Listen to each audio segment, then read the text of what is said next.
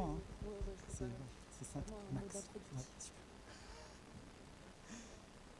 Bon, merci à tous d'être là, malgré tous les obstacles. C'est génial.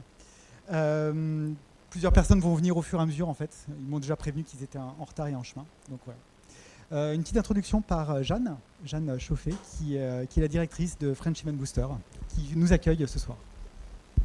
Merci Vincent. Bonjour à tous, bienvenue au French Event Booster. Merci d'être venus jusqu'à la porte de Versailles aujourd'hui.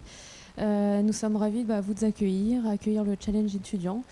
Donc le French Event Booster, vous connaissez sans doute, hein, on est dédié au secteur de l'événementiel et notre cœur de métier, je vais être assez brève, hein, notre cœur de métier, c'est avant tout l'accompagnement des startups au sein du secteur. Donc on est une petite équipe de 2, Florence et moi. Et bien entendu des experts qui gravitent autour de nous. Donc si vous avez des questions sur l'accompagnement des startups, sur l'espace, sur le site, sur l'espace de coworking, sur les événements qu'on fait ici, vous pouvez aller voir sur notre site internet qui va être refait, mais vous pouvez quand même aller voir. N'hésitez pas à venir vers nous pendant la soirée. Merci Vincent. Merci Jeanne. Alors, une toute petite introduction pour rappeler un peu l'esprit notamment des challenges, donc, qui existent depuis 3 ans maintenant. Nous en sommes à la 3e session. Donc chaque année, en fait, on mobilise, grâce à nos partenaires écoles, donc 4 écoles cette année, et bien on mobilise un certain nombre d'étudiants, donc à peu près une centaine cette année, qui se voient challenger sur des sujets proposés par des professionnels. Donc il y a tout un dispositif d'appel à sujets auprès des professionnels, sachant que les sujets doivent comporter une dimension un peu stratégique pour essayer de réfléchir à l'événement de demain. Toute la question, bien sûr, c'est de la transition. Alors, une double transition, faire transiter nos événements vers des événements plus stratégiques, des événements qui accompagnent une seconde transition, en fait, qui est la transition des écosystèmes. Et c'est là-dessus, en fait, qu'on veut vraiment essayer de repositionner l'événement. Un événement outil stratégique de transition des écosystèmes. Que ce soit une entreprise, une filière, un secteur, une communauté scientifique ou le grand public. Un petit point sur la recherche académique qui nous semblait être intéressante ici, pour le coup. Alors Laura n'a pas pu nous rejoindre. Laura Valentin, c'est la doctorante du professorship ESCP Europe, Viparis et Unimev, qu'on a constitué donc, depuis octobre 2016 pour mener une recherche académique qui est une première en fait en France sur l'expérientiel appliqué à l'événement. Donc l'idée, en fait, c'est de commencer à avoir un apport théorique sur ce qu'est l'expérience dans l'événement. Pour le coup, grâce à Laura, cette recherche est en train d'être menée jusqu'à fin 2020. Jusqu'à présent, elle a été en observation terrain sur 35 événements, dont 9 à l'étranger, desquels elle va en tirer 27 cas qui seront décrits dans sa thèse ou exploités en data.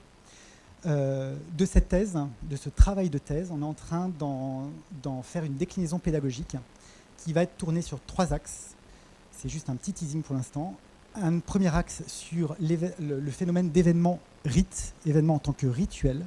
Le deuxième, c'est l'événement en tant que transition, notamment transition des écosystèmes.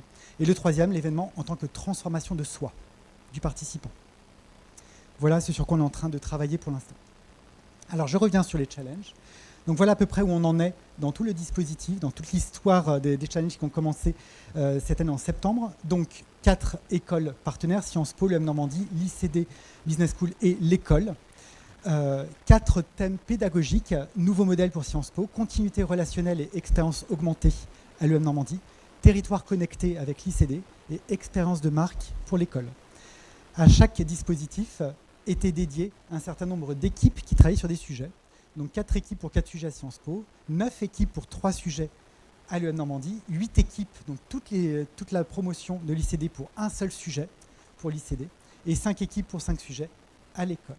Chaque école a ensuite nommé une équipe finaliste, ici présente, pour lequel, à partir duquel le jury ici présent désignera un lauréat.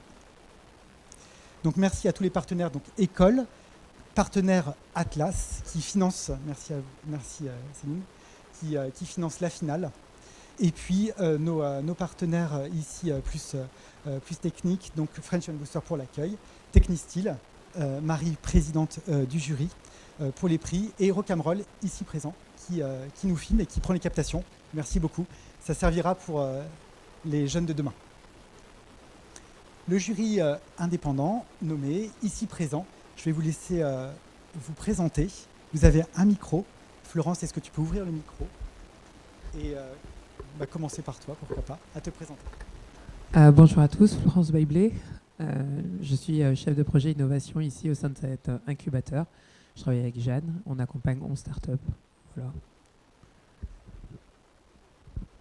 Bonjour à tous, je suis en train de manger un bonbon. Pierre Barbe, donc Whispering Agency. J'ai surtout travaillé pendant de très nombreuses années comme directeur de la communication d'un grand groupe français qui s'appelle Comexposium, Salon de l'Agriculture, Fort de Paris. Voilà, donc je gérais toutes ces problématiques de communication. Et puis aujourd'hui, j'ai une société qui gère toujours les événements en France et à l'étranger, également des artistes, des carrières, Pamela Anderson, Eva Longoria, appliqués aussi à des événements, puisque toutes et tous ont des événements caritatifs, donc qu'ils organisent partout dans le monde. Donc on travaille ça. Et puis je suis membre du comité éditorial de l'innovatoire de l'Unimev. Bonsoir, Virginie Balta, je suis responsable RSE de WSN Développement, une société qui organise notamment les salons de mode première classe, Who's Next et événements Impact.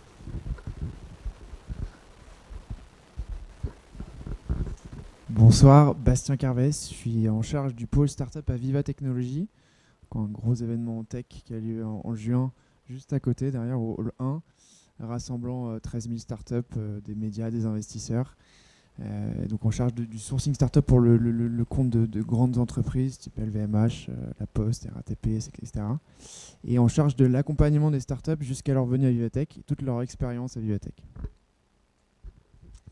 Bonsoir, donc Marie Chazalon. Donc moi je dirige l'agence Technistyle qui est une agence de design de stand. Donc nous on baigne dans tous les salons dont tout le monde a parlé là autour et donc on est en direct avec les exposants, leurs demandes. Donc j'ai hâte de voir ce que vous avez préparé et ce sur quoi vous avez planché ces derniers mois et semaines. Et je suis également, comme Pierre, membre du comité éditorial de l'Innovatoire au sein du Unimev. Voilà.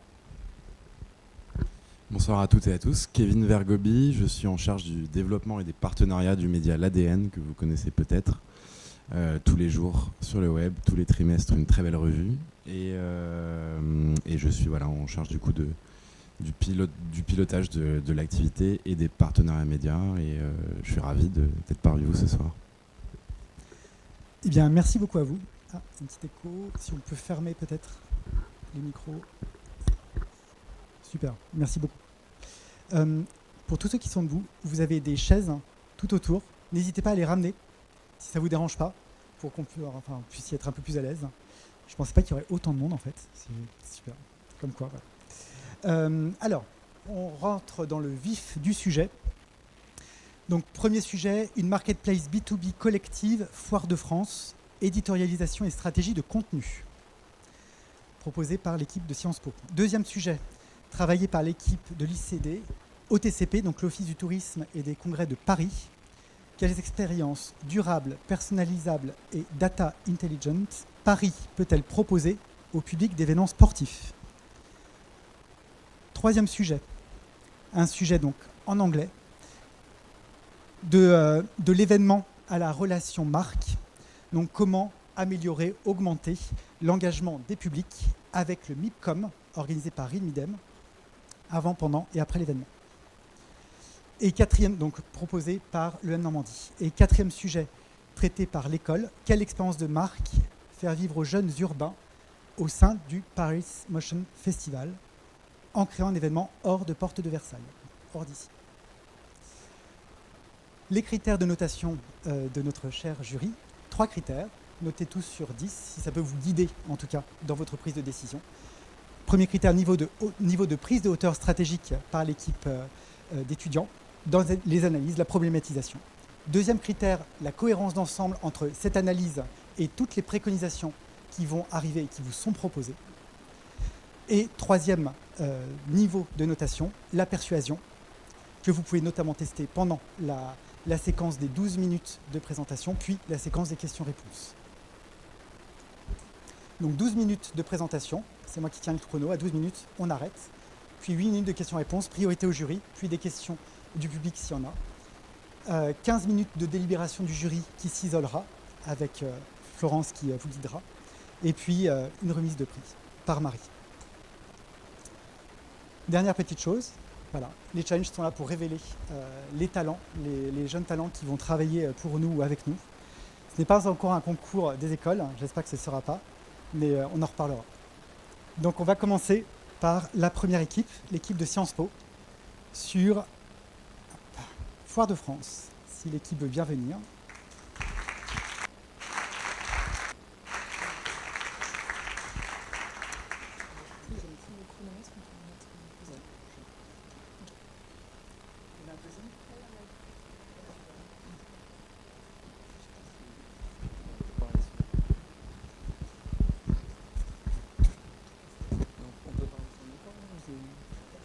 C'est obligatoire de parler comme micro. Allô.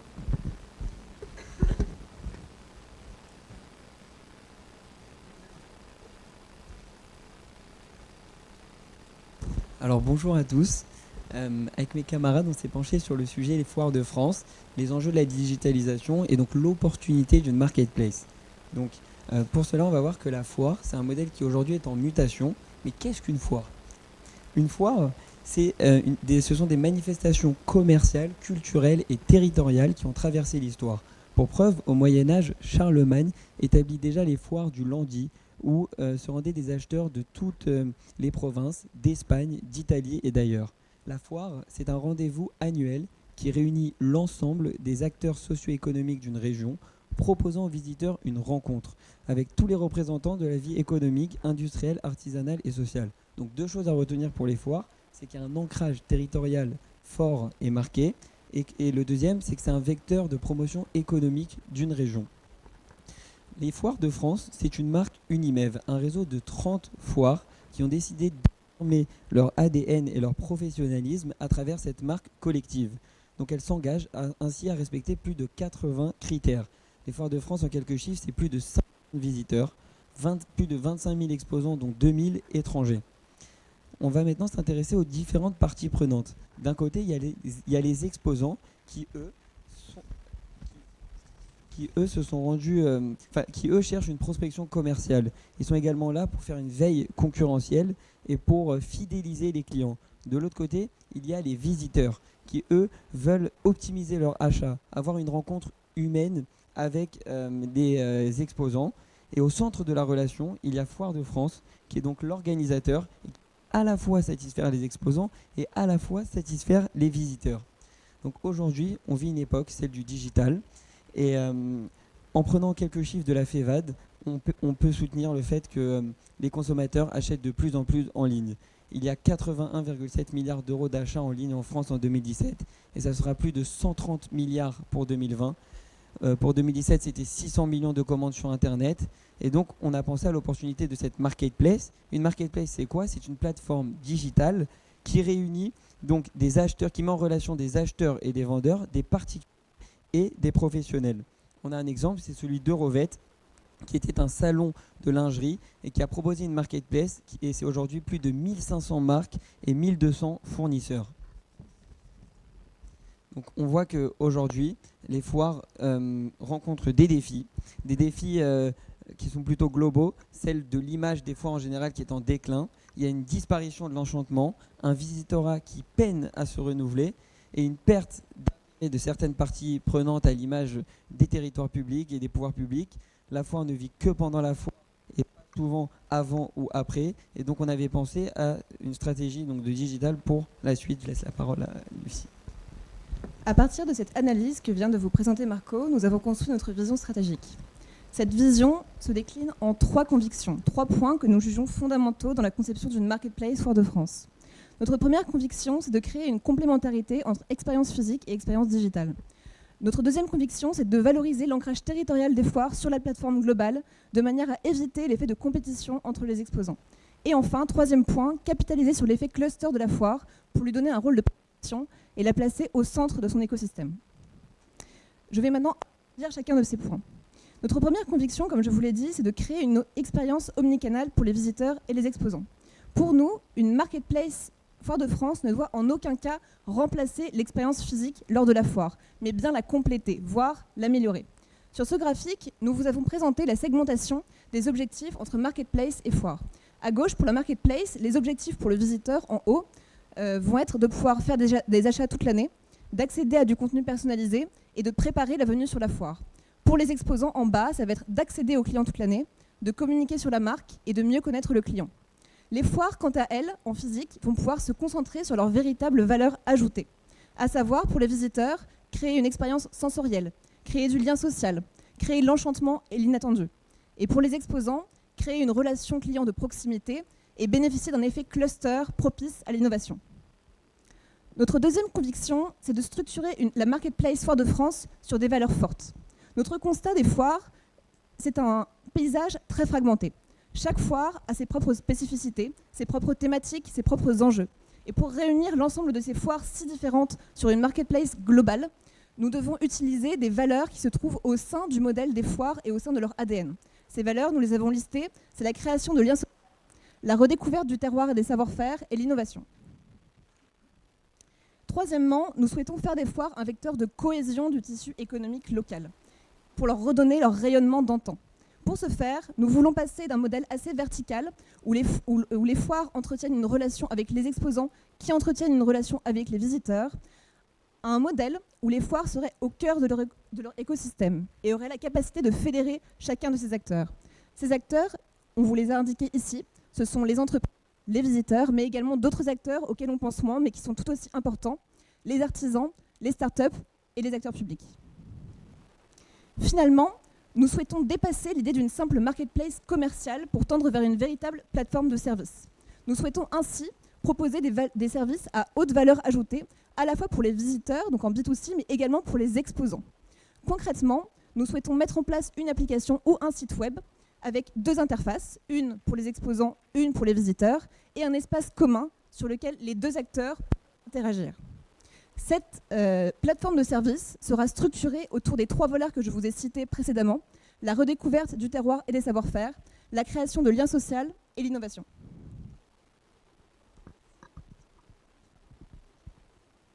Donc, je vais vous présenter notre plateforme qu'on a appelée Place de France.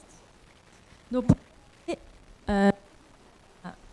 à la définition que Marco vous a présentée, dans notre plateforme Place de France, certes, on a une marketplace, donc une plateforme de vente et d'achat en ligne, mais ça va au-delà. C'est, comme Lucie vous l'a présenté, une plateforme de service. Donc, grâce à cette plateforme de vente et d'achat en ligne, le visiteur pourra acheter des produits sur la plateforme, mais aussi lors de la foire.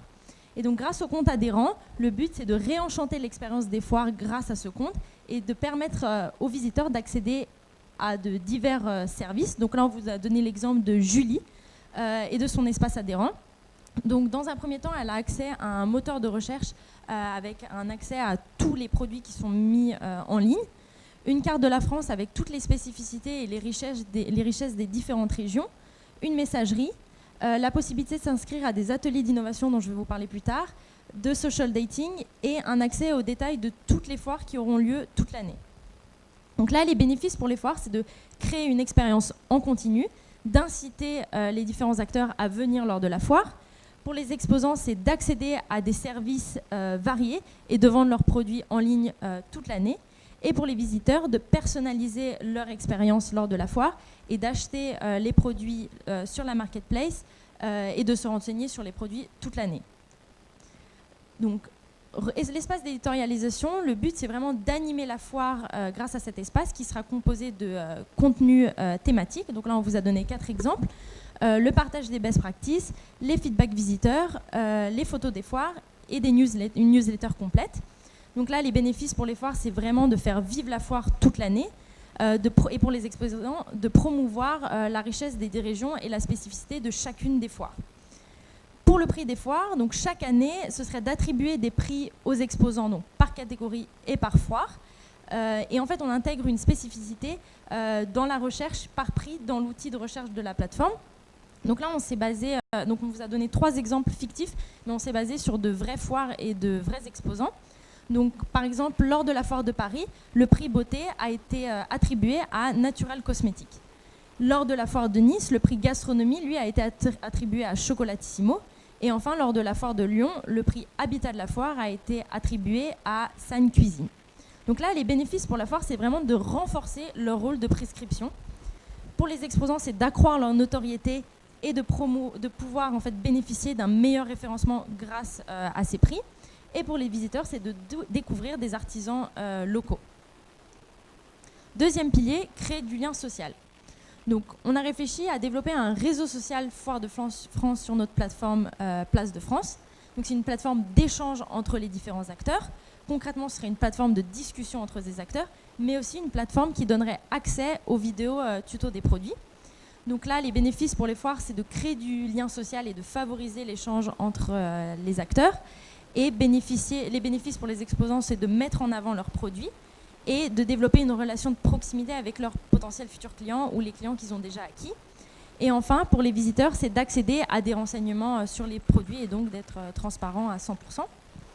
Concernant le social dating, donc là, c'est la possibilité de s'inscrire à des rendez-vous et des rendez-vous mystères. Donc concrètement, les rendez-vous mystères, c'est Foire de France qui déciderait en fait une personne qui irait en rendez-vous avec un des visiteurs ou un des exposants qui partagerait les mêmes centres d'intérêt, sauf que la personne connaîtrait cette personne au dernier moment, donc lors du rendez-vous. Donc là, on vous a repris l'exemple de Julie, qui elle souhaite refaire sa maison, et donc elle a décidé d'aller à la foire de Bordeaux, et elle s'est organisée un premier rendez-vous avec un autre visiteur, architecte, donc Catherine Bougeot, un rendez-vous mystère, et un rendez-vous avec un exposant ARE, meubles en bois. Donc là, les bénéfices pour les foires, c'est du créer du lien social, favoriser les flux commerciaux, et pour l'exposant, c'est d'avoir accès à des leads qualifiés. Et enfin, pour les visiteurs, c'est d'organiser et optimiser en fait leur expérience lors de la foire et de vivre l'inattendu grâce à ces rendez-vous mystères. Donc, troisième et dernier pilier, favoriser l'innovation. Donc là, on avait réfléchi à proposer un service de fundraising pour financer ces projets de petits exposants, donc des startups ou artisans.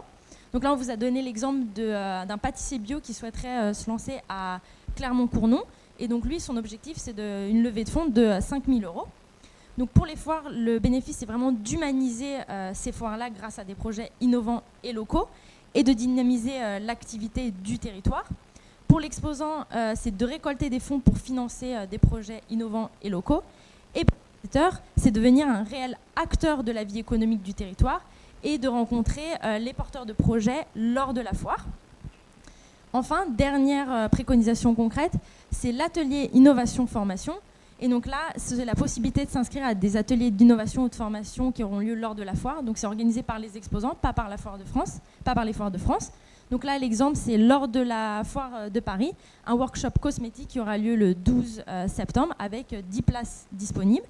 Et enfin, les bénéfices pour les foires, c'est vraiment de favoriser l'innovation lors de la foire. Pour les exposants, c'est de faciliter la rencontre avec les visiteurs et de récupérer des insights clients pour potentiellement améliorer les produits ou améliorer l'expérience lors de la... Ah, d'accord. Merci. Merci à vous.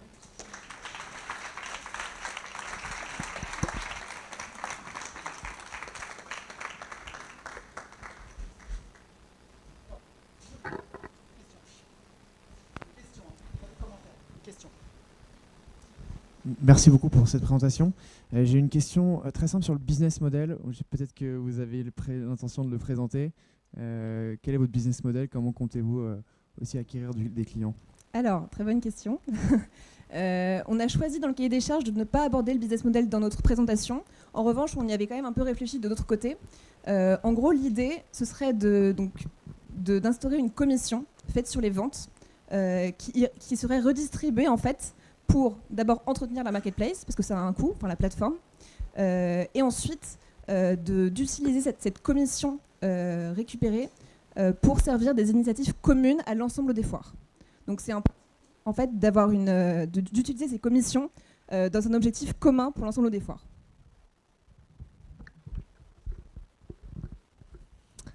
Si je le compare à allociné.com pour le cinéma, vous me répondez quoi? Alors, je ne connais pas exactement le fonctionnement de allociné.com. Mais je veux dire, vous avez accès à tout. à tout ce qui se fait, tout ce qui se... Vous voulez centraliser, c'est ça? Vous voulez centraliser toutes les foires de France? Oui, c'est exactement l'idée. En D'accord. fait, c'est d'unifier les différentes foires qui, comme on vous l'a montré, ont des enjeux et des caractéristiques qui sont très différents. Et de les mettre en commun sur cette plateforme, en fait. Donc juste, c'est important, si je veux acheter, je suis parisien, je veux venir à la foire de Paris, je suis bordelais, je veux aller à la foire de Bordeaux, je vais sur le même site? Exactement. Oui. Ok. Et pour compléter juste la réponse de Lucie, la complémentarité et, quand on a réfléchi, on a également comparé à le modèle de Uber, où l'idée c'est qu'au centre, il y a Uber qui est au centre de la relation entre les professionnels et de l'autre côté les particuliers. Et nous, c'est un ce qui est au centre de la relation. Et il y a les exposants, de l'autre côté les particuliers, et ils offrent une plateforme qui permet de créer une interaction des ventes et des offres. Donc c'est vraiment un service, juste une plateforme de service qui permet de dynamiser les ventes à l'ère du digital avec cette plateforme. Alors, justement, j'ai une question. Qui gère, enfin qui s'occupe dans le côté back-office de cette plateforme? Qui gère c'est Foire de France justement parce que c'est pour Foire de France de dynamiser.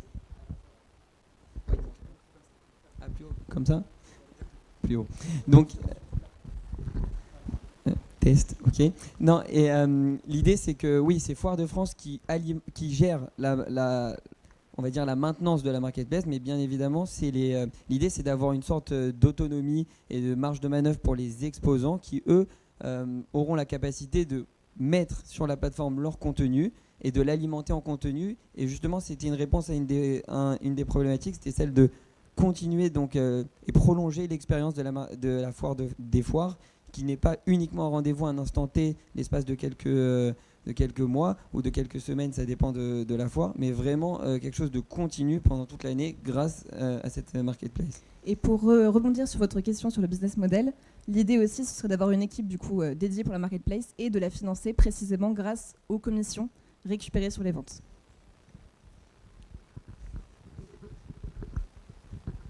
Moi j'ai une question sur la partie après, comment vous gérez la communication et le faire savoir de tout ce dispositif que vous mettez en place, à la fois côté exposants, visiteurs, etc.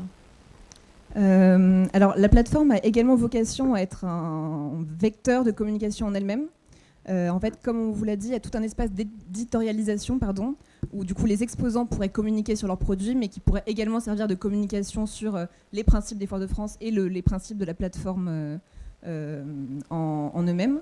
Et ensuite, comment ? La newsletter aussi, dans l'espace d'éditorialisation, la newsletter aussi aura vocation à faire connaître aux exposants et aux visiteurs l'intérêt de cette marketplace globale avec...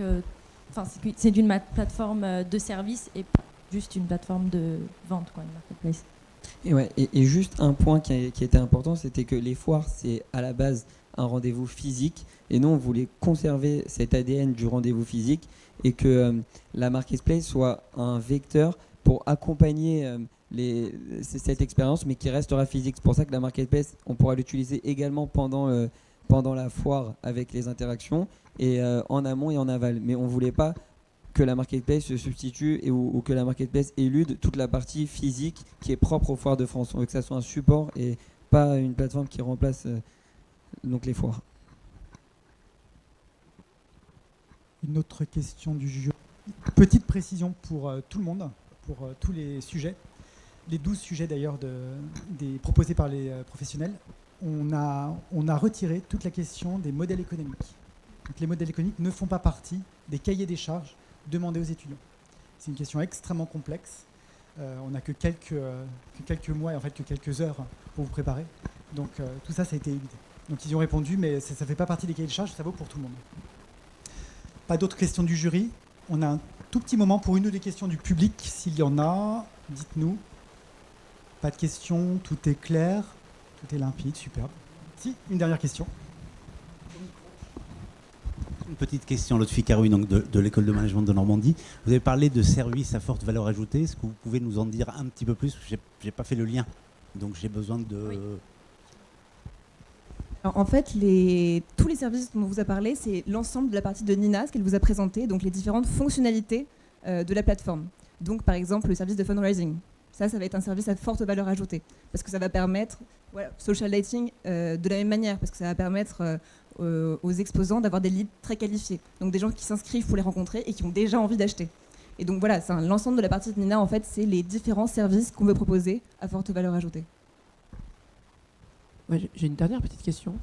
Sur la stratégie de contenu, en gros, si j'ai bien compris, alors déjà, qui est maître du contenu? J'ai bien compris que vous imaginez une équipe dédiée.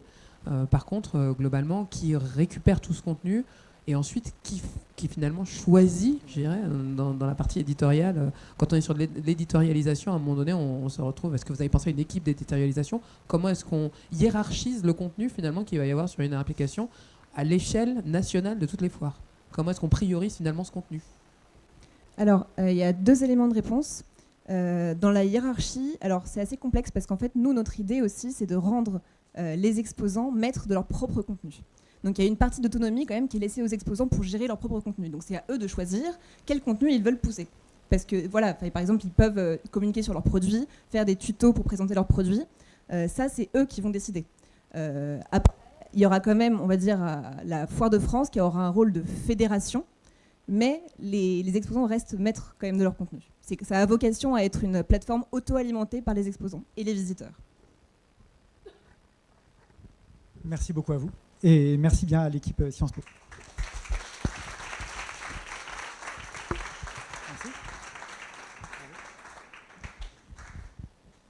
Voilà, on laisse 1 ou 2 minutes pour prendre quelques notes si vous en avez besoin. Merci Marco. Et on va préparer la 2e équipe, donc de l'ICD, sur le sujet donc proposé par l'OTCP.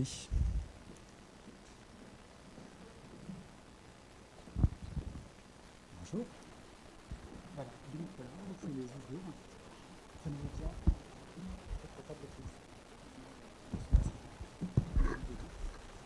Voilà, vérifiez bien qu'ils soient ouverts.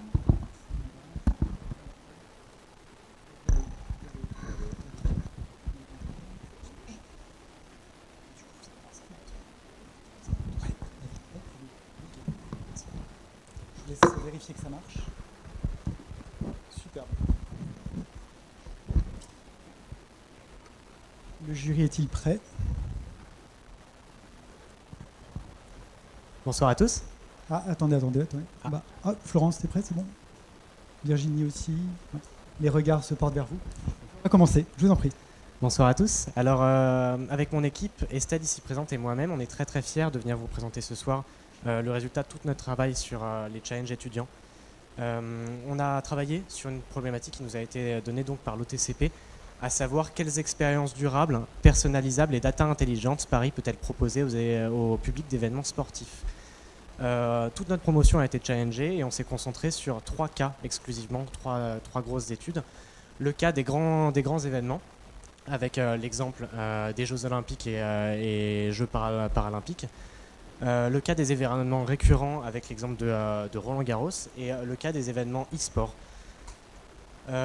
Pour présenter tout le programme, on a décidé de se baser uniquement et seulement sur le cas des événements e-sport. Il faut savoir qu'on va développer une méthodologie ici qui s'adapte également à tous les autres types d'événements. L'e-sport, c'est quoi? L'e-sport désigne des compétitions de jeux vidéo en ligne ou non, sur console ou sur ordinateur. Il se différencie du gaming, qui est le fait de jouer à un jeu vidéo en dehors de toutes ces organisations. Vous pouvez voir ici que l'e-sport représente 12% des internautes en France et est constitué principalement d'hommes. Nos sources proviennent d'études officielles et scientifiques réalisées par divers instituts. Cependant, à l'heure actuelle, nous ne disposons pas d'études spécifiques sur les consommateurs d'e-sport et leur mode de consommation sur le territoire parisien. Les consommateurs d'e-sport sont constitués de joueurs professionnels ou non, adeptes d'une licence, d'un jeu ou d'un type de jeu. Il y a donc autant de jeux qu'il y a de communautés, et toutes ces communautés sont donc très variées. À la suite de notre analyse, nous avons déterminé que segmenter nos consommateurs n'était pas adapté à leur mode de consommation. Nous avons donc pris le parti d'utiliser une méthode de marketing tribal pour définir leurs différents besoins. Afin de suivre cette méthode de marketing tribal, on a créé un programme par étape, donc une méthodologie, sur 5 différents points. Le premier de ces points, c'est l'analyse des opérateurs du territoire. Le but ici, ça va être de faire une liste exhaustive de l'ensemble des opérateurs et de l'ensemble des offres qui sont proposées sur le territoire et qu'on pourrait potentiellement proposer à des publics intéressés. On s'est concentré pour ça sur 4 grands secteurs du tourisme: l'hébergement, la mobilité, la restauration et les expériences villes. Tous ces secteurs, on les a segmentés en fonction des opérateurs qui les situent et en fonction de leur sensibilité, les échelles. Leur sensibilité sur les échelles de durabilité, leur capacité des offres personnifiées et leur maturité en termes de récolte de données et de data intelligence. Pour l'étape numéro 2, on va analyser les communautés. Ici, on a choisi... Clem, sinon on le fait sans micro si tu veux. Pour cette analyse, on a choisi de se concentrer sur 2 communautés. La communauté numéro 1, Fortnite, qui est constituée de 250 millions de consommateurs en France, et la deuxième, League of Legends, avec 80 millions de consommateurs. Ces 2 communautés sont respectivement premier et deuxième les plus visionnées sur la plateforme Twitch au premier semestre 2019. Donc pour la réalisation des personas, on a analysé les différentes attentes des cibles en termes de sensibilité au durable, de tolérance en data intelligence et leur utilisation de parcours personnalisés. On a également cherché à les storyteller, à déterminer leur habitude de consommation et à dégager les différentes offres potentielles qui pourraient les intéresser. On a réalisé la même chose pour League of Legends. Il est important de noter ici que ces personas sont déduits d'études qu'on a déterminées en fonction de notre entourage. Elles ne sont donc pas représentatives pour un cas concret à 100%. Afin de pouvoir présenter des offres qui soient personnalisées et adaptées différemment et adaptées directement à l'ensemble des communautés, on passe par une phase de regroupement des analyses. Donc en fait, on va regrouper les différentes analyses qu'on a faites sur les études de cas et sur les cibles, et on a créé une matrice Excel pour ça. On va attribuer toutes les offres des opérateurs directement à des cibles, et on va estimer pour ces offres à quel niveau à quel niveau elles peuvent satisfaire les besoins des cibles en question sur les échelles de personnification, de durabilité et de data intelligence. Suite à ça, on a cherché à calculer un taux de couverture de ces offres en général. Donc pour ça, on est passé par un calcul du nombre d'offres correspondant parfaitement et répondant à l'ensemble des besoins d'une communauté, et on l'a divisé par le nombre d'offres proposées à cette dite communauté. On s'aperçoit très vite que sur la communauté numéro 1, donc la communauté de Fortnite, on se retrouve avec un taux de couverture général de 30%, soit 50% pour l'hébergement, 0% pour la mobilité, 0% pour la restauration et 83% pour les expériences villes. Concernant la communauté numéro 2, et c'est là que ça fait un petit peu plus mal, le taux de couverture général est de 0%, donc 0% sur tous les critères, tous les secteurs étudiés. Donc l'ensemble des offres qui sont présentées ici, elles existent. Le 0% ne veut pas dire qu'il n'y a pas d'offres, mais elles sont surtout, on voit surtout très vite qu'elles sont largement perfectibles. Pour la 4e étape, on a besoin d'analyser les différentes offres disponibles dans le monde en termes de... S'il te plaît, merci. En termes de durable, de personnalisation et de data intelligence. On peut voir donc ici qu'à Shanghai, on trouve des smart hotels intégrant des nouvelles technologies pour améliorer l'expérience de ses clients. À Londres, le studio Harry Potter propose à ses visiteurs un transport de Londres jusqu'au parc directement dans un bus dédié à l'image du film. En Chine, vous pourrez trouver des bornes à reconnaissance faciale qui vous proposeront des menus en fonction de votre âge et de votre humeur. Et enfin, Breda est la première ville en Europe à utiliser les technologies LED afin de dynamiser les lumières de son éclairage public en fonction des événements. La 5e étape de notre méthodologie, et c'est la dernière étape, on va se concentrer ici sur la mutation des offres qui existent déjà en offres augmentées, en expériences augmentées. En fait, le but, ça va être de réussir à déterminer pour les offres ciblées pour des communautés, comment est-ce qu'on peut les améliorer pour améliorer le taux de couverture global en s'inspirant de ce qui a été fait par exemple sur les places concurrentes.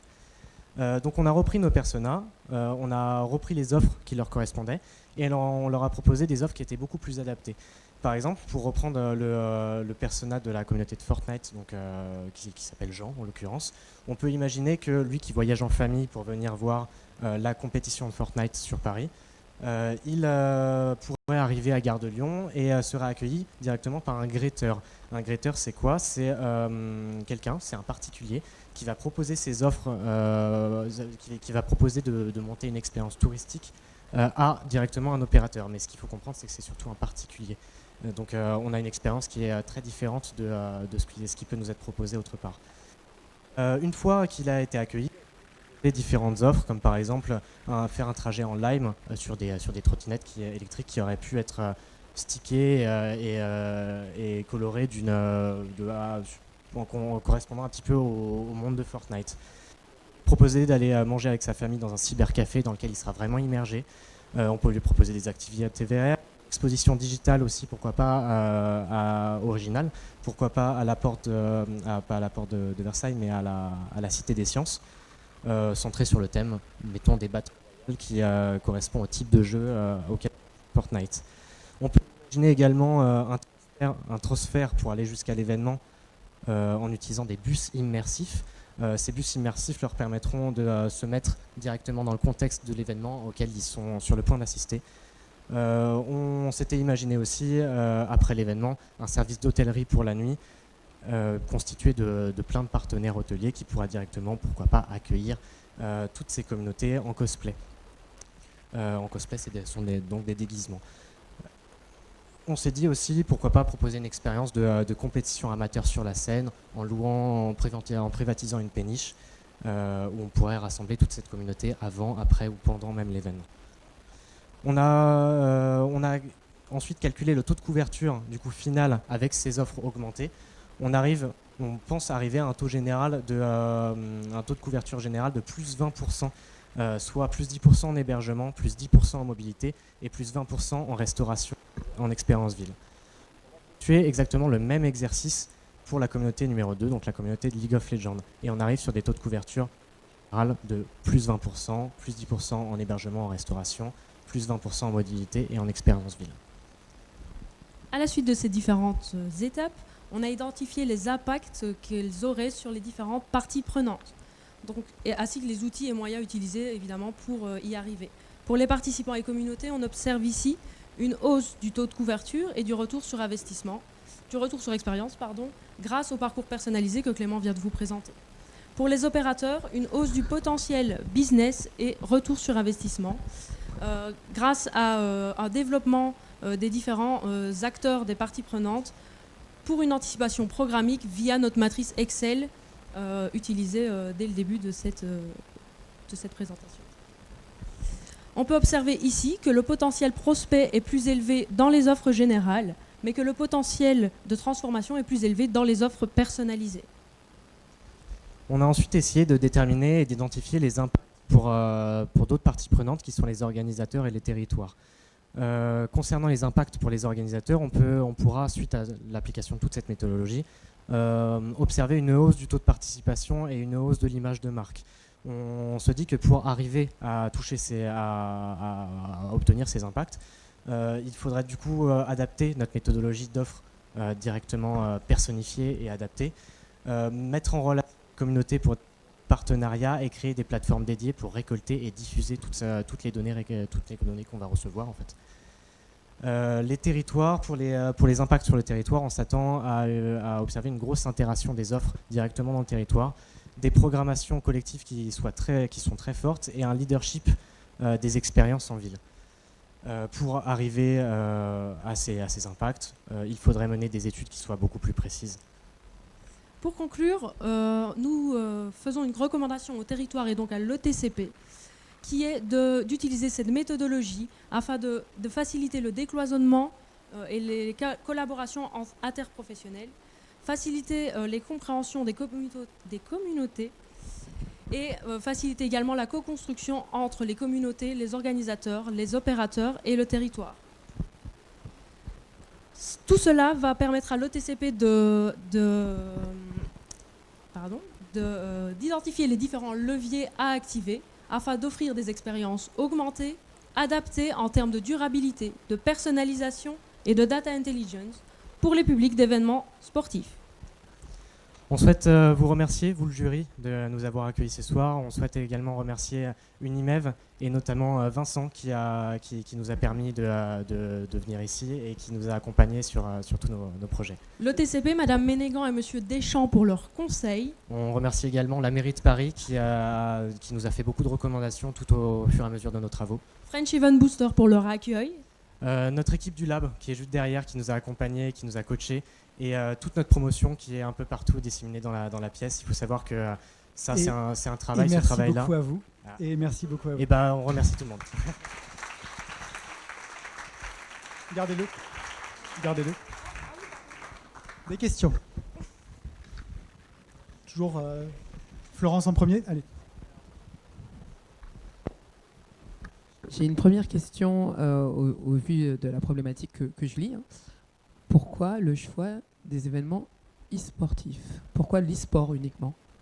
Alors, on aurait pu faire une présentation pour l'ensemble de tous les événements, mais on a choisi de se concentrer uniquement sur l'e-sport par souci de temps. Et en fait, ça nous permettait de développer aussi de se concentrer sur un secteur qu'on trouve trop méconnu aujourd'hui et qui reste très prometteur. D'accord, mais ma question globalement sur vous avez cité 3 catégories d'événements sportifs qui ont lieu à Paris. L'e-sport était l'événement qui amène le plus de public à l'heure actuelle? À l'heure actuelle, non. Mais par contre, je pense que dans les années à venir, ça va être le cas. Ouais. J'ai une dernière question du coup. Alors sur l'e-sport, on est finalement sur un public qui est déjà très connecté, finalement on peut suivre assez facilement, parce qu'un public connecté, c'est un public qu'on peut apprendre à connaître par différents moyens digitaux. Finalement, c'est un public de base qui était peut-être un peu plus facile à capter dans ses habitudes et dans ses envies. Est-ce que vous pouvez me rappeler comment vous avez établi vos personas? Alors on s'est principalement concentré sur des études de nos proches. On s'est concentré sur quelques observations que nous on a pu faire à notre échelle. Mais en fait, je trouve qu'on a trouvé très peu d'études qui concernaient directement les modes de consommation des consommateurs d'e-sport en général. Du coup, on a dû se restreindre à un tout petit échantillon. Donc les personas qui sont présentés ici ne sont pas représentatifs de l'ensemble de la communauté. Si c'était ça votre question. C'était ma question. Une autre question. Moi, je veux bien. Je vais essayer de ne pas faire de commentaires. Vous êtes en quelle année là? On est en 3e année. Avec votre projet? Vous êtes en 2020? C'est quoi votre rêve? Moi, je suis directeur de la communication, d'accord, de l'UNSS. C'est quoi que vous me proposez? C'est quoi que vous me vendez? On vous rend une méthodologie afin d'atteindre vos objectifs. Ok, je suis la mairie de Paris, je suis Jean-François Martins. Ok, j'ai les JO en 2024. C'est quoi que vous m'apportez? Méthodo, ok. Méthodo, ok, j'entends. Hein. Qu'est-ce que ça m'apporte là? Qu'est-ce que vous me permettez de... Je veux juste être sûr de comprendre. Là, à court terme, ça n'apporte pas grand-chose. Parce que vous êtes audacieux, hein. C'est audacieux, hein, parce que même moi qui suis quand même pas l'impression d'avoir 70 piges, faut y aller, hein. Là, à court terme, ça n'apporte pas grand-chose, étant donné qu'il y a beaucoup d'études à faire pour avoir des chiffres concrets et pour pouvoir mettre en application toute cette méthodologie. Mais du coup, vous me promettez quoi après? Moi, je vous promets quoi? Avec toutes les études sont faites. Vous me promettez quoi? Je vous promets, c'est ça. Je vous promets d'améliorer votre retour sur investissement, le retour sur expérience des participants, des différents organisateurs et des différents événements, et je vous promets que tous vos opérateurs soient bien plus contents de collaborer non seulement avec vous, mais avec tout le monde événementiel de Paris, ici en l'occurrence. En fait, le but de toute cette méthodologie, c'est de pouvoir faire de Paris une des places touristiques majeures en ce qui concerne les événements e-sport, ici les événements e-sport, mais les événements sportifs grand public. Donc en fait, suivre cette méthodologie, ça nous permettra de recenser toutes les offres qu'on peut offrir à des participants autour de ces événements. Donc en fait, c'est une approche qui est très touristique du traitement de ces études. Et du coup, ça nous permettrait potentiellement, en plus, de faire de Paris une des grandes places fortes concurrentielles pour tout type d'événements sportifs finalement. La méthode, du coup, elle est actée, vous êtes allé au bout du truc ou c'est encore des principes, enfin la matrice elle existe? Alors la matrice, en l'occurrence la matrice Excel qu'on a montée, elle existe. Les données qu'on a directement sur ce document, elles sont issues de cette matrice. Donc on l'a mise en place. Après, je pense que pour qu'elle soit fonctionnelle à 100%, on l'a dit tout à l'heure, il faudrait du temps et des moyens de faire des études très approfondies pour pouvoir avoir vraiment des résultats qui soient pertinents. Ma question, c'est sur les données. Enfin, en fait, il y a un peu une nébuleuse là-dessus. Les données que vous mettez, c'est quelle typologie de données? On va être sur... parce que ça, c'est quelque chose que vous avez peut-être abordé assez rapidement, mais on est sur de la donnée quali, on est sur uniquement des chiffres, des pourcentages, on est sur quel genre de données? On est plutôt sur de la donnée quali. Ok, d'accord. Ça nous permettrait de savoir, en fait, toute cette méthodologie nous permet de centrer les différentes communautés en e-sport, et ici en l'occurrence en e-sport, et en fait ça nous permet de savoir vers quoi ces cibles-là en question vont se diriger comme expérience, et comment est-ce qu'on peut améliorer ces expériences pour qu'elles puissent être encore plus satisfaites et que ces expériences puissent performer en fait. Et dernière petite question sur la durabilité, c'était un des critères, c'était un des 3 critères observés. J'ai pas vu grand chose sur la durabilité. Est-ce que vous en avez un peu plus à dire dessus? Ce qu'on a remarqué sur nos différentes études, c'est qu'en général, la durabilité sur la plupart des secteurs, des secteurs qu'on a étudiés, comme l'hébergement, la mobilité, la restauration et les expériences villes, la durabilité, elle n'est pas si développée que ça. Donc souvent sur la matrice, on se retrouvait à devoir étudier des communautés qui avaient un énorme manque en termes de durabilité sur certaines offres, et du coup je pense qu'il y a une grosse volonté, si on devait mettre en place cette problématique, cette présentation et cette méthodologie, il y a une grosse demande en termes de durabilité sur les cibles. Dernière question. Dernière. De ce que vous avez étudié, qu'est-ce qui différencie un public d'événements sportifs d'un public touristique classique à Paris? Nous, ce sont des attentes, hein, je parle bien entendu. Sur les attentes? Oui. Nous, on sait qu'est-ce qui pourrait différencier. T'as une idée? Pour moi, je pense que notre méthodologie est relativement globale, et que donc si on voulait, on pourrait l'adapter également aux participants d'autres événements. Là ici, l'événement sportif nous aide à la mettre en situation et à expliquer notre point de vue, à expliquer notre méthodologie et surtout comment elle fonctionne. C'est ça, c'est un contexte ici.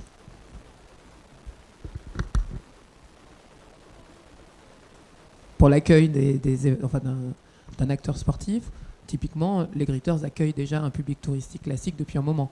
La recommandation, en quoi elle varie pour un public sportif d'un touriste classique? Est-ce que vous avez confronté en fait vos recommandations, ou ce que vous avez pu observer, avec ce qui existe déjà sur un public touristique classique, de façon à pouvoir voir quelle était la différence entre ces deux publics et être capable de leur proposer des expériences adaptées, personnalisées?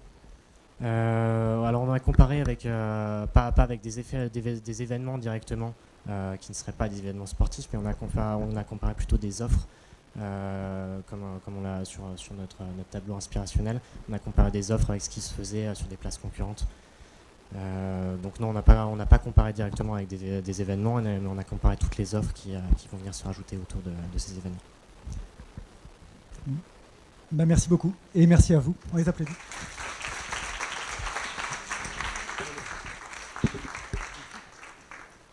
Merci beaucoup. Merci à la prestation. Voilà. Si vous vouliez venir. Voilà. Yes, c'est bon. Here. Open here.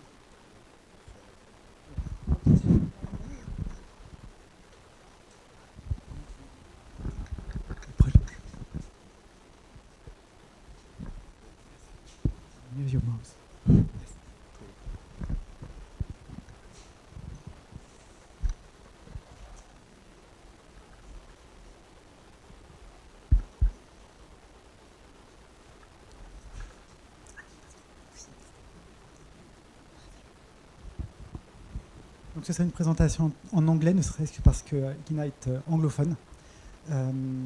Donc en anglais sur la présentation, puis en questions-réponses. Si vous souhaitez poser des questions en français, pas de souci. Ophélie se chargera de la traduction pour Gina. Vous me dites quand vous êtes prêt. Le jury est-il prêt? Oui. Florent? Oui. Ok, très bien. Eh bien, nous allons pouvoir commencer. Je vous en prie. Okay, so good evening, everybody. Thanks for receiving us today. So we're coming from the IEM Normandy. We would like to thank them. And also we have been working on the ReadMeDem case. So just to tell you a little bit more before starting on the real case about ReadMeDem. So ReadMeDem is the worldwide leader of the Organization of Professional Affairs. So they organize 20 events all around the year. And they gather more than 72,000 participants. So they work over 4 different domains, so television, music, e-sport, and real estate. But tonight we're going to more focus on the television. So they're organizing 7 different events, but more precisely tonight we're focusing on the MIPCOM event. So you're going to ask me first, what is MIPCOM? So MIPCOM is another fair, professional fair, gathering the most influential TV and digital executive on the market.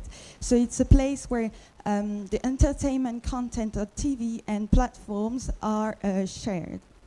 So it's annually held in Cannes in October, and it gathers 14,000 different participants from 110 countries. So you got two types of participants. So the exhibitors, which are also called sellers. So basically, it's like any movie maker studio, such as the Warner Bros., Disney, and they're all coming to sell the different product they've been creating. And on the other side, you have the visitors, so the buyers, and they're here to buy. So you got all the media group, so TV channels, such as M6 Group or France Télévisions. And so they're coming here to make their market. And so the event gathers 4 different activities.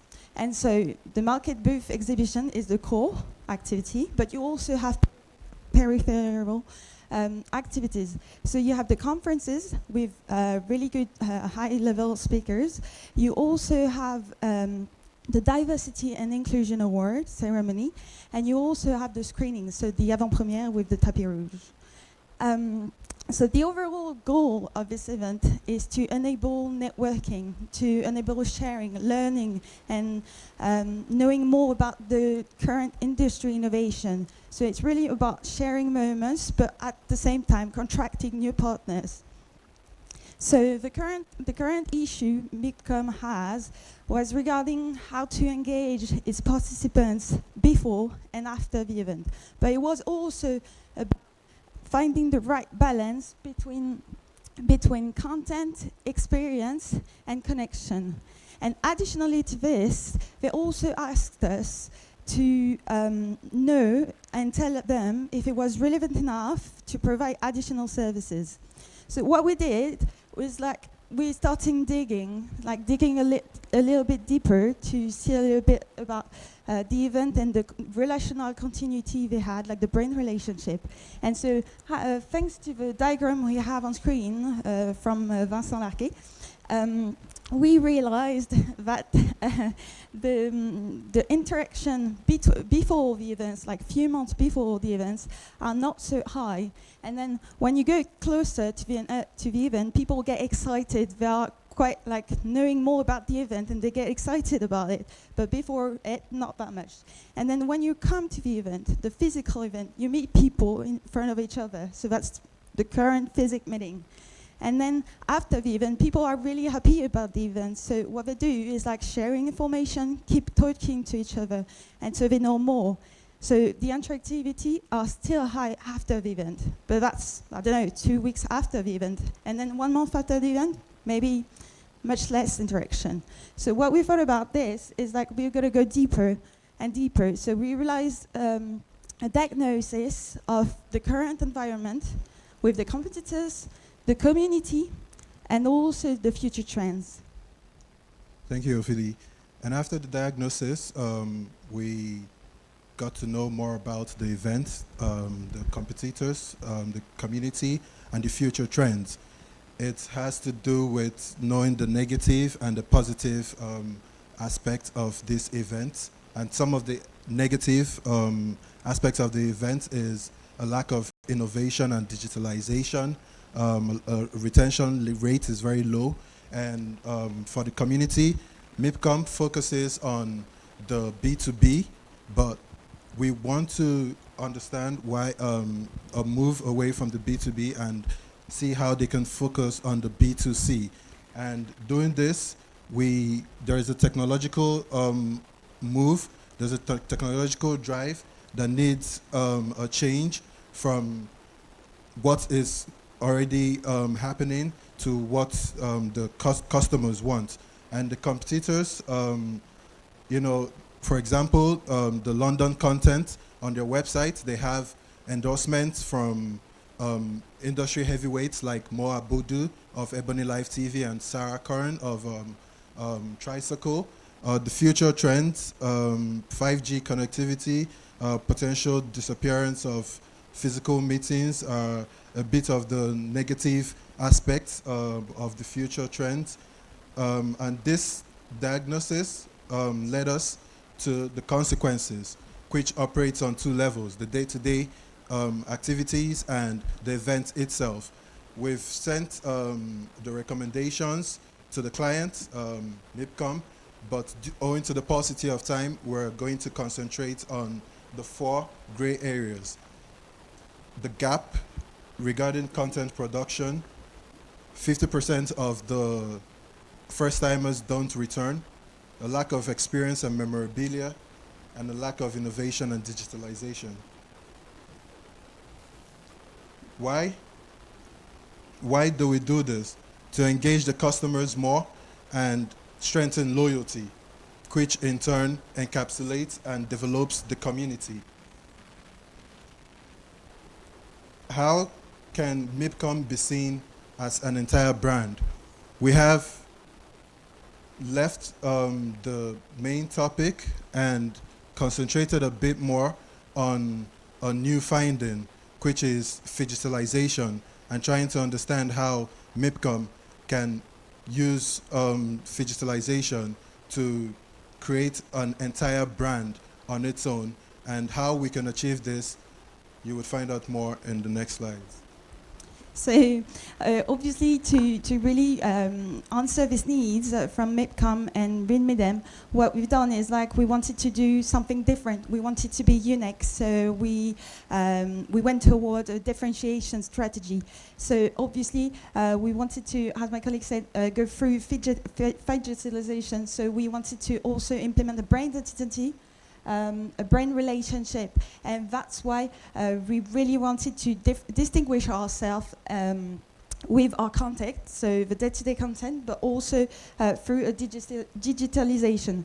So we're coming back to the previous stated issues that we met, and so I'm going to offer 2 different main operational recommendations to the problem we faced. So on the day-to-day operation, we needed really to create content to catch up with our competitors. So what we wanted to do, because we're actually already creating content, but only press articles or interviews, so we wanted something original, something creative. So what we did is that we thought about the Dragon's Den, the revisited version of Dragon's Den. So the Dragon's Den is a Japanese TV show where one entrepreneur is pitching his project to 5 different business angels, and the aim of it is to get financial support at the end. And so applied to the MIPCOM event, what we thought about was giving the chance to the first-comers and small players in the industry, as it is hard to go through. And then, so they would have the opportunity to pitch in front of business, like big players of the market, and this TV show would be broadcasted on the MIPCOM website, where the final customers, so the B2C, could vote online for the most promising and the most interesting project. And so for the MIPCOM, that would be a key project, as they would be in the center and they would be in the intermediary between the different players, so the small ones, the first comers, but also the big players and the final customers, so the one that who are not considered at the moment by the competitors. So it will enable them to predict maybe some content to be the pioneer on this market, and so they could also by this retain people, because if the B2C are voting for the most promising project, there will be the first comers winning this would be rewarded at the Midcom event. So that would make the link between the day-to-day communication and the real event. So it will be a link for Midcom to really retain its customers. So we've done this for the movies, but we also thought about the books. So as you know, many movies are relying on book adaptation. So we thought that doing the same principle but with the books could be also interesting. Regarding the Midcom event itself, we thought about implementing two different operational recommendations. So first, they already have an algorithm enabling the business people to connect to each other, to chat to each other, and to take meetings and appointments on the different events. So what we want to do is go on this app, beyond this algorithm, to transform it as a map and really create an experience for the participant. So an experience through digitalization where all the different information would be on the application. So his schedules, it would have pop-up reminders, it will have an avatar, it will be there will be an interactive map, there will be a automatic scheduling, and also you could subscribe to conferences and nighttime activities. So that's one of the core things. And for Midcom, that would be a link to really communicate through this application, to really develop its community by sending them key information and really trying to make live this community. So from this is the Midcom app, and then what we wanted to do to really engage people and to make them live an experience, we wanted to go overseas and create the whole event overseas in a different country. Thank you very much. I'm sorry. Just questions. Perhaps you could develop some issues with the questions. Des questions du jury. Bastien. Thank you very much. You talked about a book. What could be your added value regarding this book? Like you talked about successful stories. For an event, what could be this added value? Okay, so what we wanted to do is doing a book review. So going on developing a department really dedicated to reading the different new release, the press release, the book release, but also looking online on the platforms such as Fanfiction or Wattpad to get the newest and the best stories that are coming from the B2C eventually. Midcom would rely on the B2C to offer new potential projects via the book, the publication of books, or the publication of fanfictions. I don't know if I answered your question. Je vous pose ma question en français. Vous pouvez me répondre en anglais. Concernant l'application du coup de l'événement, j'imagine que c'est une application pour l'événement. On connaît, je dirais, le taux d'utilisation d'une application événementielle. C'est-à-dire qu'en gros, on la télécharge un peu avant et puis on la supprime un peu après. En quoi participe-t-elle finalement à cette volonté je dirais, de faire parler de l'événement avant et après? Je vais juste traduire. She wanted to know the application would be really a tool because they can delete it just after the event, so they want to know how we can use it throughout the year. Okay, the application. Do you want me to tell you? I can speak out. Okay, I can do both as you wish. Okay, so the application is going to be used. Yeah, I can tell you. Okay. Okay, no, but okay. we Okay, fine. Okay, so the application is going to be used as an interface to get feedback from the customers, post newsletters as well. You know, it will also be a source of storage of information of their data on the database. So during the next sessions, they don't have to re-register. Their information is already on the database. Voilà, et la finalité, c'est également de diffuser du contenu tout au long de l'année sur l'organisation de l'événement, mais aussi avec, par exemple, on offrirait un service de replay ou de live, donc avec justement la diffusion du TV show qu'on implémenterait tout au long de l'année en fait. Une autre question pour l'équipe? Pas d'autres questions du jury? Si, une autre? Bon, maintenant, on va parler du coup de la partie plutôt, je dirais, tour. Si j'ai bien compris, il y a aussi une partie événement. Or, vous proposez de faire plusieurs autres événements. Alors, quel type d'événement, du coup, peut être proposé dans ce cadre? Qu'est-ce que vous amenez, finalement, dans d'autres pays? Alors, ce qu'on propose, en fait, c'est vraiment de garder le même événement, mais en fait, actuellement, il est toujours emmené, et il a toujours lieu à Cannes. Et donc, ce qu'on s'est dit, parce qu'il faut également prendre le compte qu'ils ont un autre événement, on va dire, de la même gamme qui s'appelle MIP TV, mais dans une période plus loin dans l'année. Donc, ce qu'on veut faire, c'est différencier également les deux événements. Donc, en partant à l'étranger chaque année et en jouant sur le principe en fait d'un jeu pour faire deviner la localisation de l'événement, en fait, on veut emmener les gens à travers une expérience, en fait, afin de vraiment développer la relation client, l'expérience client, qui est vraiment du sensoriel et que ça reste dans l'histoire et que les gens ne se rappellent pas non plus, qu'ils ne se rappellent pas l'édition de 2015, mais qu'ils se rappellent que l'édition de 2015 c'était à Bangkok. C'était vraiment pour un peu marquer les esprits sur les différentes cultures et visiter les pays qui réalisent des films et mettre un pays à l'honneur chaque année. Sur un mode congrès, en gros. C'est-à-dire qu'on emmène le congrès un peu partout dans le monde. C'est ça, tout à fait.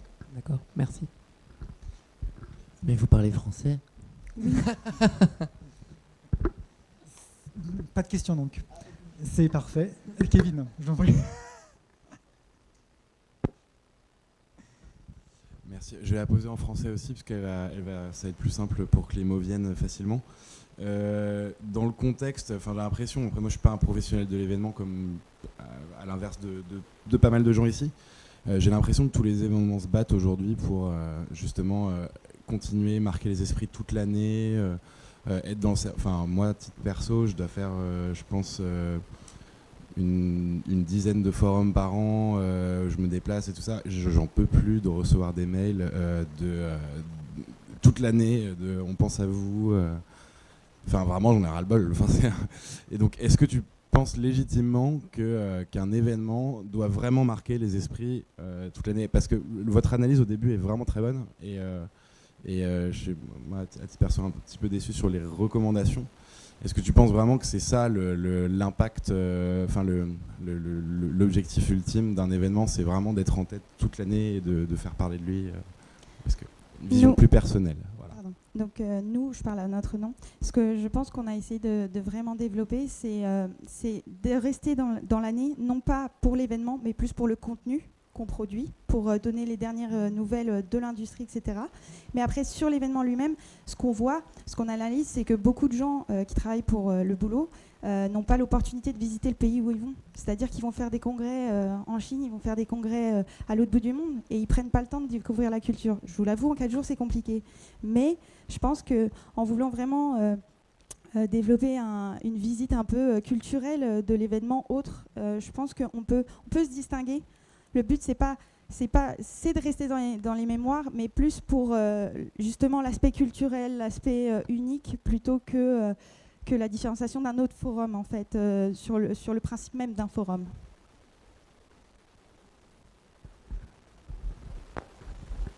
Permet juste de compléter que, à ma connaissance, ça existe un peu.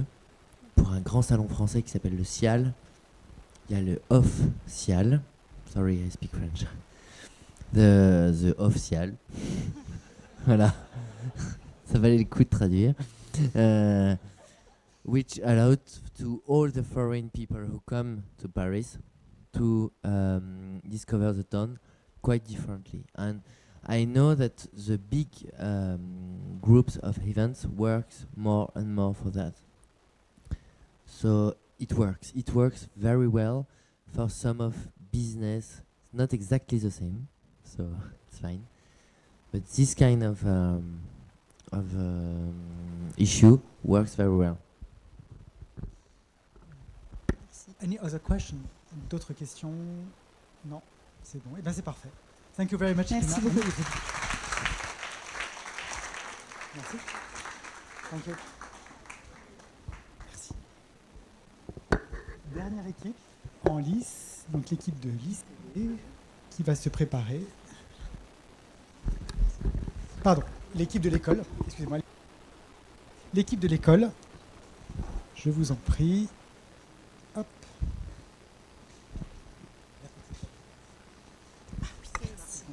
Alors c'est... Donc, étillez. Je teste là. Voilà, parfait. Donc le micro en haut, près de la bouche. Ok, c'est bon. Vous me dites quand vous êtes prête. Test. C'est bon, ça marche. Bonsoir. Bonsoir. Bonsoir à tous. On espère que vous êtes bien installés. On va faire un petit tour de notre groupe pour savoir comment nous avons bravé la guerre de la grève pour aller jusqu'à Porte de Versailles. Alors, Eva. En trottinette pour ma part. Moi, c'est Maëlys et je suis venue en covoiturage. Moi, je suis arrivée en skateboard. Et Vito? En tractopelle. En tractopelle. Très bien. Donc, on comprend qu'il y a 4 personnes, moyens de mobilité différents, et on comprend que la mobilité est donc devenue un enjeu au cœur de notre société. Et c'est dans ce cadre que nous avons été interrogés par Hopscotch pour travailler sur l'un de leurs événements, le Paris Motion Festival. Les Paris Motion Festival, qu'est-ce que c'est? Pour ça, il faut revenir 120 ans en arrière, avec le Mondial de l'automobile. Pionnier, fort et puissant dans son secteur d'activité, il est pourtant aujourd'hui en perte d'activité. En perte d'attractivité auprès de son public. Pour la simple et bonne raison qu'il répond à un seul besoin, se déplacer en voiture.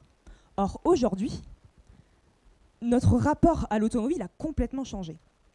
On ne parle plus de déplacement, mais bien de mobilité. Notre société évolue. Elle est en attente de nouvelles choses, elle a de nouveaux besoins. Même sa population a changé. D'ici 2025, 75% de la population mondiale sera représentée par des millennials, qui, eux, sont plus vraiment attirés par les salons traditionnels tels qu'on les connaît depuis 50 ans. Encore moins par l'achat d'un véhicule. Ils sont à la recherche d'inspiration et d'un réel mode de vie.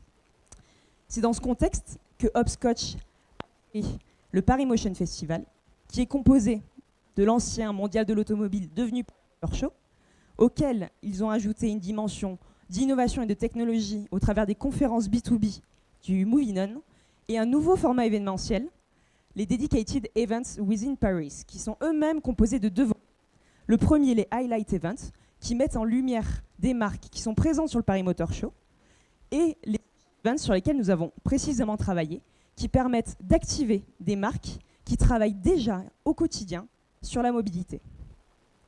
La demande qui nous a été faite, c'est de trouver une marque forte qui sera capable de proposer une expérience de marque aux millennials en dehors de Porte de Versailles sur l'un des 5 thèmes travaillés par le Paris Motion Festival autour des nouvelles mobilités. Le challenge est donc aujourd'hui de savoir comment attirer les jeunes urbains, les 18-25 ans, les 15-25 ans même, sur le Paris Motion Festival. Et pour répondre à cette problématique, nous avons un double objectif à atteindre. Le premier est de faire changer les standards de la mobilité, puisqu'aujourd'hui, la mobilité ne concerne plus seulement le secteur automobile. Le second objectif, c'est de convaincre les millennials. Et ça tombe bien, puisque nous sommes la cible. Alors, authenticité, transparence, technologie et éthique sont nos leitmotivs. C'est la façon dont on a envie que notre monde fonctionne. Alors, désolé. Notre cible, donc nous, comme vous le savez très bien, on est très complexe. D'un côté, on est ultra digitalisé, et d'un autre, on a besoin de vivre des expériences en vrai, d'une déconnexion totale, pour pouvoir générer des émotions, des sensations et des souvenirs. Finalement, on préfère consommer des expériences plutôt que des biens matériels. Notre objectif est donc simple, c'est rentabiliser notre temps libre. Et pour ça, donc on a analysé les millennials et cette fois-ci, on va réfléchir sur comment ils se déplacent, comment les millennials urbains se déplacent. Alors, avoir une voiture pour eux n'est plus synonyme de liberté et d'indépendance. Au contraire, on a trouvé donc on a sélectionné 3 verbatims que vous avez certainement déjà entendu parler. Il est dit que ce n'est pas une priorité pour eux. Je n'en vois même pas trop l'utilité. Vraiment pas un truc qui fait rêver. Et pour preuve, selon l'INSEE, seulement 22% des millennials franciliens ont le permis. On comprend donc bien que l'émancipation, pour eux, ne passe plus par la voiture, mais par la mobilité et le digital. Alors, qu'est-ce qu'ils cherchent? Comment ils se déplacent? Ils veulent des moyens de mobilité adaptés, qui vont être efficients, partagés et connectés. Pour cela, notre challenge a été grand, car il a fallu trouver une marque légitime qui va répondre aux objectifs de la cible, mais également aux objectifs du PMF. Cette marque, elle est donc pionnière dans le secteur de la mobilité. Elle est crédible et engagée, ayant une marque forte auprès de sa communauté. Une marque innovante, tout comme le Paris Motion Festival. Une marque qu'on n'attend pas pour créer cet effet de surprise. Plutôt audacieux, hein, n'est-ce pas? Pourtant, bien cette marque, on l'a trouvée. Et cette marque, c'est Decathlon. Une marque stratégique pour le Paris Motion Festival. Pour différentes raisons. La première, ils sont leaders mondiaux dans l'équipement sportif. Ils sont présents dans 43 pays, ce qui va donner cette dimension internationale au Paris Motion Festival. Ils aiment l'innovation au travers des 35 marques distributeurs qu'ils ont créées pour répondre et proposer au quotidien des solutions adaptées pour leurs clients. La clientèle, on n'en parle même plus. Les 45 ans, on est en plein de la cible du Paris Motion Festival. Ils ont une image, un capital sympathique qui est énorme auprès de cette cible, vu qu'ils sont la 5e marque, enfin ils font partie du top 5 des marques préférées des millennials. Et enfin, ils travaillent déjà sur des valeurs qui sont engagées. Passion, vitalité, sport et RSE. Ce sont les valeurs du Paris Motion Festival. Alors on a analysé la cible, ses attentes, ses besoins. On a analysé les objectifs du Paris Motion Festival. On a trouvé une marque qui répond de cette demande. Il s'agit de savoir quelle activation nous allons pouvoir leur proposer. C'est l'ensemble de cette analyse en fait, qui nous a permis de déterminer 3 partis pris forts pour la construction de notre événement. Le premier, un événement qui sera basé sur l'écomobilité partagée, qui respectera au maximum la dimension RSE. Le deuxième, un événement au cours duquel le digital sera au service de l'expérience. Et enfin, un événement immersif qui permettra aux millennials de se bouger et d'être en action avec l'écomobilité partagée. Et c'est pour cela qu'on en a créé l'événement de Decathlon nommé Get Moving, le rallye urbain économique, fondé sur 3 piliers. Ready, Think, Move. Inspiré de la célèbre expression sportive Ready, Set, Go, avant marque, prêt, partez. Et tout commence le premier week-end du Paris Motion Festival pour pouvoir permettre aux participants de se rendre aux autres événements du PMF. 4 compétitions sportives au total pour maximiser finalement le nombre de participants qui pourront se rendre à notre événement. Alors comment y participer? Tout simplement en s'inscrivant en duo sur le site du PMF. Comme on vous l'a dit tout à l'heure, le digital sera au service de notre expérience, il sera au cœur de notre événement. Et c'est pour cela qu'il y aura un module directement sur l'application du PMF. Ceci va permettre d'avoir des atouts stratégiques, autant pour le PMF que pour Decathlon. Nous avons donc sélectionné 3 Decathlons en plein cœur de Paris pour faciliter l'accès à notre événement. Rendez-vous donc au Decathlon Drive Gauche, où, après un accueil, un briefing, pourquoi pas un petit échauffement pour vraiment se mettre dans le bain, la compétition est lancée. Les chronos sont allumés. Donc, le but est de résoudre 5 énigmes expérientielles sur les 5 thèmes de la nouvelle mobilité du PMF pour vraiment faire rayonner et aspirer tous les participants aux autres événements du PMF. Les énigmes, elles sont à valider sur l'application pour pouvoir déverrouiller le moyen de mobilité qui est le vélo. Ceci va nous permettre d'aller à l'étape suivante, la boutique de Saint-Germain. Arriver, un petit ravitaillement, parce qu'au bout de 15 minutes de vélo, une petite pause s'impose, puis la compétition est relancée. 5 énigmes, de nouveau, des nouvelles, à valider sur l'application pour déverrouiller cette fois-ci la trottinette. Et on a rajouté quelque chose en plus qui permettra aux participants de gagner du temps et de planter un arbre grâce à un mur digital collaboratif. Troisième étape et non des moindres, la ligne d'arrivée, direction Paris-la-Madeleine. Sur place, on arrête les chronos, on reprend une petite pause histoire de partager tous ensemble l'expérience qu'on vient de vivre. On assiste à un show assuré par des sportifs professionnels avant la remise des prix. Les vainqueurs auront un gros lot et comme la mobilité récompense toutes les actions, chacun repartira gagnant. Ils pourront aussi profiter d'un espace pour tester l'ensemble des moyens de mobilité proposés par Decathlon.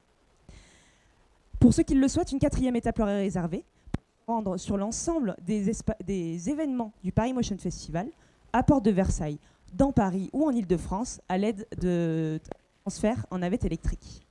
On comprend l'intérêt de l'activation événementielle qu'on propose aujourd'hui, c'est de faire découvrir et d'ancrer la mobilité au cœur des millennials. Donc voici en image l'ambiance, les éléments dont Eva et Audrey vous ont parlé précédemment, que nous voulons retransmettre et faire vivre à nos participants. Donc avec les valeurs de la marque, comme l'a dit tout à l'heure, la vitalité, le sport, la passion et le RSE. Et nous voulons également transmettre cette ambiance et ces valeurs au sein d'un plan de communication sur les réseaux sociaux.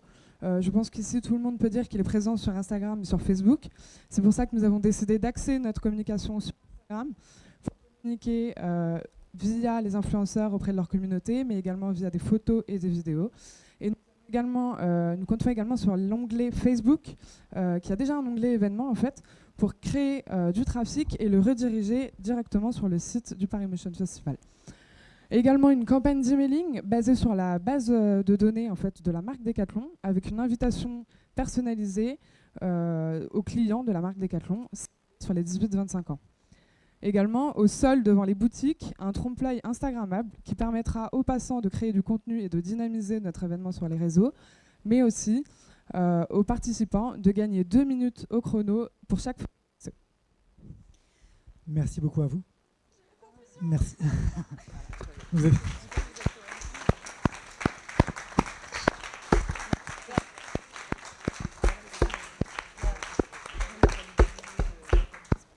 Le jury, des questions. Allez, Florence, tu embarques toujours le jury. J'essaie de... Ready to. Alors, j'ai une question. On comprend bien, finalement, qu'est-ce que le Paris Motion Festival peut retirer de cette relation avec Decathlon, parce que vous avez vous-même cité que c'est une marque forte auprès des millennials. Maintenant, qu'est-ce que Decathlon peut lui tirer de cette relation, hein. On est, j'imagine, sur une relation win-win, mais voilà. Alors, très bonne question, effectivement, cela s'est posé également lorsqu'on a reçu le brief. Et alors, il faut savoir que Decathlon, comme l'a dit Audrey, c'est une marque à l'international. Le Paris Motion Festival a également vocation à être internationalisé. Et il faut savoir que le Paris Motion Festival a une cible complètement différente de celle du Paris Motion, de Decathlon, excusez-moi, et que du coup, Decathlon, en participant et en s'alliant à ce festival, va toucher en un événement, en un week-end, une cible beaucoup plus large que celle qu'elle pourrait toucher directement.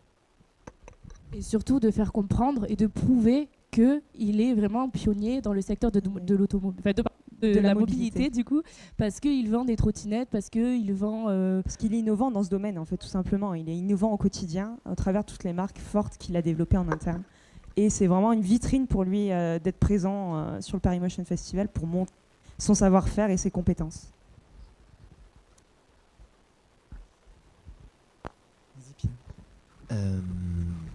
Que je comprenne bien.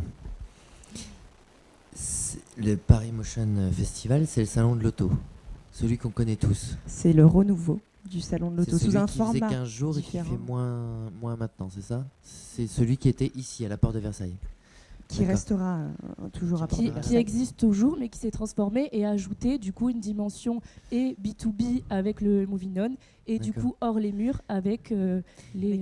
Et vous, les millennials, si vous aviez une égérie, ce serait qui? Nous-mêmes. Anne Hidalgo. Non mais justement, est-ce que vous craignez pas la récupération un peu politique là-dessus? Est-ce que les prises de position d'une Anne Hidalgo, elles vous causent du tort, elles vous portent, ça vous... Je fais exprès parce que cette mobilité-là, on la connaît. Moi, j'ai connu l'ancienne, les voitures. Aujourd'hui, justement, il y a une vraie dualité. Et pour moi, celle qui l'incarne aujourd'hui, elle est politique, c'est Anne Hidalgo. Est-ce que ça vous pose un problème et est-ce que vous aimeriez l'incarner différemment? Vous me dites que c'est vous qui voulez l'incarner? Oui, je pense que tout à chacun est porteur de sa propre image. C'est un petit peu ce qu'on disait notamment sur la récompense de la compétition. La mobilité récompense toutes les actions. C'est vraiment le principe de collaboration. On est là pour proposer au quotidien une expérience terrain, une expérience sociale, une expérience accessible et une expérience digitale. Donc on est là et c'est ce que veut la mobilité, c'est le fondement même de la mobilité qui doit être, et qui visiblement l'est plutôt bien actuellement, incarné par tout un chacun, notamment en ces temps de grève. Et dernière question, mais c'est parce que ça m'intéresse, c'est pour ça. Est-ce que justement, vous rentrez pas dans le jeu de la boboisation en permettant cette mobilité à tous les gens qui ont la chance d'habiter dans Paris intramuros? Est-ce que je peux me permettre cette mobilité-là quand j'habite à Saint-Denis ou à La Défense? Désolé, hein. T'as une réponse? Non, après, je prends la question avec un peu plus de recul. Alors effectivement, ça a un côté bobo parisien. Ça faisait aussi partie du brief de la part de Paris Motion Festival.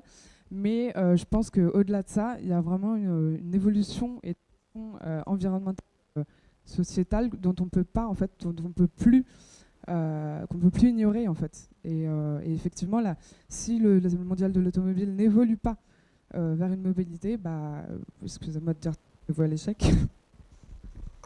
Je vais rajouter un truc parce que moi du coup je suis pas une bobo parisienne, je viens de Toulouse et je suis venue ici et justement j'ai découvert ici et j'ai envie de découvrir d'autres moyens de mobilité que la voiture parce que c'est vrai que en campagne c'est c'est notre moyen de transport, mais en fait il en existe plein d'autres et justement c'est Decathlon et le PMF qui pourra faire découvrir aux urbains parisiens mais également aux habitants en fait tout simplement de Paris et aux urbains de toutes les grandes villes, en fait, aux urbains en général, quoi. Ça, Decathlon, ils l'ont jamais entendu, ça. C'est la prochaine étape. Voilà. Marie, une question. Ouais, moi j'ai une question parce que effectivement, donc on va dire le cœur de la chose, c'est quand même l'automobile et il restera une partie automobile et les exposants du monde de l'automobile font aujourd'hui, c'est eux qui payent, qui achètent des espaces, etc. Et je bien le truc de mobilité, d'inclure d'autres types de mobilité dans cet événement-là. Mais typiquement, ce genre d'expérience-là, est-ce qu'elle nuit pas aux annonceurs, on va dire, puissants financièrement qui viennent et qui font cet événement-là? Faut quand même savoir qu'au salon de l'automobile, les plus récents, il y a quand même des grands annonceurs automobiles qui ne se sont pas présentés parce que justement, le salon de l'automobile, il est en déclin et ils ont besoin d'attirer de nouvelles personnes, dont nous, les millennials. Et du coup, c'est pour ça qu'on a fait cet événement avec Decathlon, parce que du coup, les millennials, si on les intéresse un minimum à l'écomobilité, le salon de l'auto, c'est plus que la voiture, c'est tous les moyens de la mobilité. Du coup, effectivement, il y aura peut-être moins de voitures, mais il y aura tous les autres moyens d'écomobilité qu'on pourra voir sur le salon. Mais l'objectif n'est pas de ramener ces fameux annonceurs qui ont déserté les lieux. Eh ben, en fait, l'objectif, donc Hopscotch a aidé, c'est le PMF, c'est une mutation de ce salon pour justement ramener les annonceurs au Paris Motor Show, qui est vraiment dans le PMF, mais ils ont rajouté des événements pour justement faire découvrir d'autres moyens de mobilité. Mais oui, le PMF, c'est la mutation du salon de l'auto Que l'on soit clair, la voiture ne va pas disparaître demain, on en a conscience. Simplement, la manière de consommer la voiture est différente. On n'achète plus de voiture quand on a 18 ans, qu'on vient d'avoir le permis. On va chercher, mais on va l'utiliser, mais on ne va pas forcément chercher à l'acheter. Et c'est aussi cette idée qui serait peut-être intéressante d'insuffler auprès des grands annonceurs et des grandes marques de l'automobile pour qu'elles puissent perdurer et toujours avoir un impact au sein du Paris Motor Show. Une toute dernière question possible. Pas du jury, personne. Ok. Eh bien, merci beaucoup. Merci à l'équipe de l'école.